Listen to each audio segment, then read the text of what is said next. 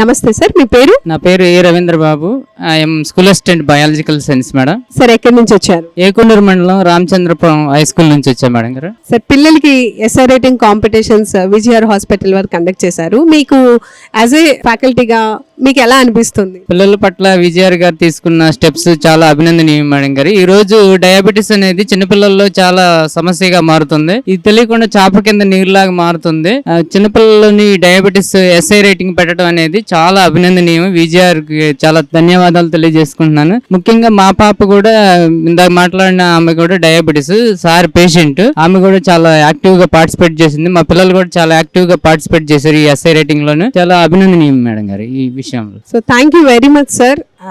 అంతేకాకుండా డయాబెటీస్ వచ్చిన వాళ్ళు ఆల్రెడీ మీ పాప కూడా అని చెప్తున్నారు. భయపడకుండా ఎట్లా ఉంటే మనం దీనిని కంట్రోల్ చేయొచ్చు, ఏ కైండ్ ఆఫ్ ప్రివెన్షన్స్ మనం తీసుకోవచ్చు?